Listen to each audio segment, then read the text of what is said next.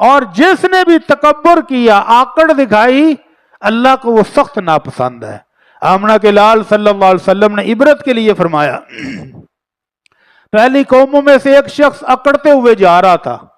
کس بات پر اکڑ ہے؟ کہ میرا لباس بڑا سونا ہے، سونا سوٹ پایا سی، سر میں کنگھی کی ہوئی ہے، تیل لگایا ہوا ہے، جوتا بھی پہنا ہوا نیا، اور اکڑ اکڑ کر چل رہا تھا۔ تو اللہ کو یہ اس کی ادا پسند نہیں آئی کہ میرے بندے میری نعمتیں ملی ہیں تو عاجزی دکھا۔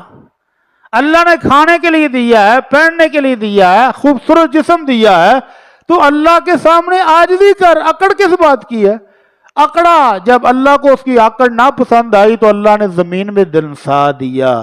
وَهُوَ يَتَجَلْجَأُ فِي الْأَرْضِ إِلَى يَوْمِ الْقِيَامَةِ، تو اللہ کے نبی فرماتے ہیں قیامت تک زمین میں دنستا ہی جائے گا۔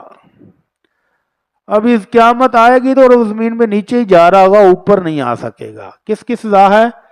اکڑ کی سزا ہے، تکبر کی سزا ہے کہ میں تینوں سمجھنا کیا۔ یہ ہمارا ہر روز کا رویہ ہے۔ یہ بازاروں میں آتے جاتے جب ہم گاڑی پر بیٹھے ہوتے ہیں تو یہ ہمارا رویہ ہے کہ ہم ہر چھوٹی گاڑی والے کو، ہر پیدل جانے والے کو، ہر موٹر سائیکل پر جانے والے کو انسان نہیں سمجھتے۔ تو یہ آکڑ اللہ کو بالکل بھی پسند نہیں، اس سے توبہ کر لینی چاہیے، کیونکہ رحمان کے بندوں کی خوبی کیا ہے؟ یمشون علی الارض ہونا، زمین پر اکڑتے ہوئے نہیں چلتے، زمین پر نرمی کے ساتھ، پیار کے ساتھ، محبت کے ساتھ چلتے ہیں۔